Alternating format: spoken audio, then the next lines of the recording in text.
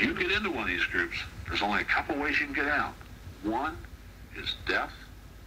The other is mental institutions.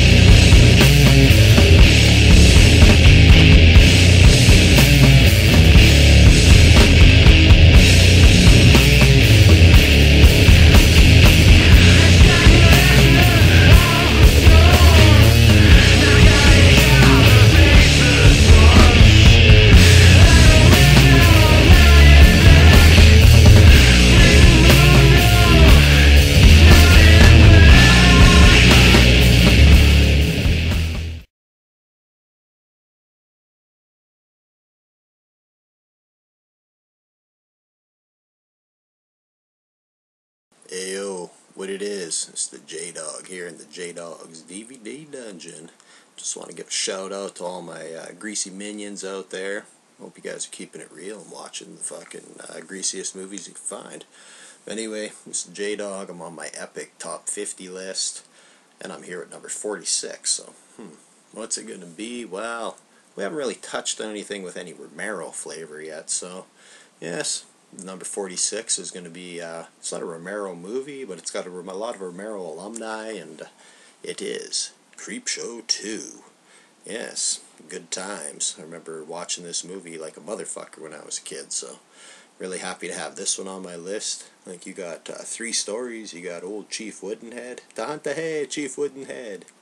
And you got the Blob. Yes, sleazy story. You got a guy like in the midst of all the danger and stuff going on. He figures when the chick passes out, he could still cop a feel.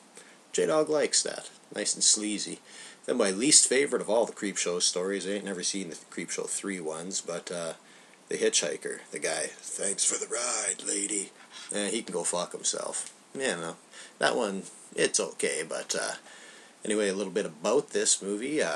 This is directed by longtime Romero cameraman, Michael Gronick. Yes, he's the man behind a lot of stuff like Dawn of the Dead, Day of the Dead, and whatnot.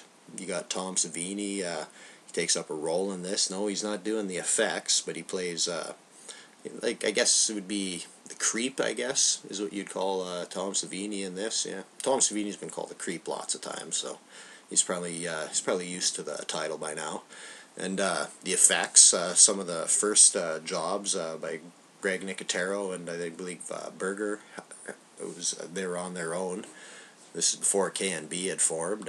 Yeah, it's a cool little documentary on like the making of the effects and stuff on this. If anyone has this special edition of Creepshow 2 that I have here, the Divimax edition or whatever the fuck, yeah, released by Anchor Bay.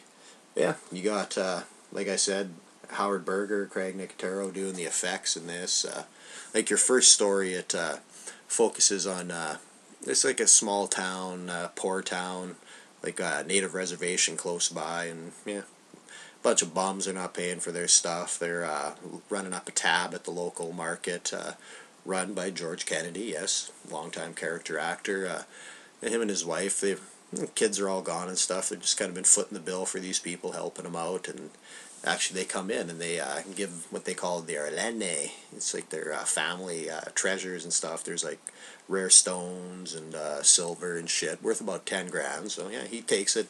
He's going to hold it for, I believe it's 2 autumns. If they haven't come back within 2 autumns, it's his to keep. So not long after they leave, you have his nephew or whatever. He comes cruising in. He's just, he's a real sly, real slick dude. He's got long hair and shit. He's on his way to Hollywood. He brings his redneck buddy and his fat buddy. They rob the store, terrorize him, and amidst all the action, they end up shooting George Kennedy and his wife. And then they take off. Well, the old George Kennedy had a relationship with this wooden chief that was in front of the store, and yeah, he only got half done painting old Chief's war paint. So next thing you know, the wooden chief comes to life, extracts revenge for the be-wrong couple at the store, I guess, and yeah, some cool deaths. Like you got Fat Boy, he gets killed with arrows. You got the guy with the slick hair, fuck, he gets it cut off. He gets scalped. Like, he has some real cool lines in this too. I'm not going to give it away, but it's definitely worth a watch. And yeah, the other guy gets tomahawked up, so good times. Yeah, could have been a little longer, but that's Creepshow. They're short stories anyway. Yeah, I liked it. Good gore, good direction. Anyway, on to the second one. It's about a raft that's out in this kind of faraway lake. So this group of teens, they decide, oh, what the fuck? It's late autumn. Let's get one last trip into the lake. So they take off, swimsuits, bunch of doobies. Eh? So they're partying, hotboxing the car up and stuff on the way up there. And yeah, they get there. The raft's still out. Cool. Hasn't been brought in. So they swim out there, cold as fuck. But two guys, two chicks, they're having a good time. And the one guy notices this, looks like a bunch of garbage bags and shit floating around on top of the water. And he's like, the thing's strange. It seems to be following us. Well, next thing you know, it's attacking them. It's like a slimy, toxic slime that like chases them down across the water. Yeah, really good times. Good effects. Just like a piece of rubber that they're pulling across the water with fish line and stuff. Looks believable to me. Cool sleazy part though in this when the guy decides to cop a feel amongst all this after he's already lost two friends, him and the one remaining girl, the hot one. They're sitting there and she's passed out and he's like kissing her, rubbing her up while she rolls over and she's got like the raft slime all over her face and commences to pull her over the side. And Buddy decides he's going to make a swim for it, so he swims, ends up beating the blob to the shore. He's sitting there, he's giving it lip, he's like, fuck you, like, I beat you and stuff. Well, joke was on him. Blob just jumped up and pulled him right in. Classic, kind of stuff you'd see in like a 50s EC comic or something. Love that story. Then leads us to the third one. It's about a woman. She goes and sees this gigolo guy. He gets her off like, I can't remember what it was, 3-6 orgasms or something she had. That ain't nothing. Obviously, she ain't rolled with the dog yet, but no. On all seriousness, yeah, and then she's on her way home. Well, there's this bum hitchhiking. She runs him over by accident. Oh, well. She carries on her way. It's just a bum, eh? What are you going to do? And then he commences to haunt her and follow her, and yeah, till the end when he gets his revenge. He's like, he's all beat up, dragged up. He's like, thanks for the ride, lady. I don't know. Not my favorite story, but still not bad. I definitely suggest, if you haven't seen Creepshow 2, track it down.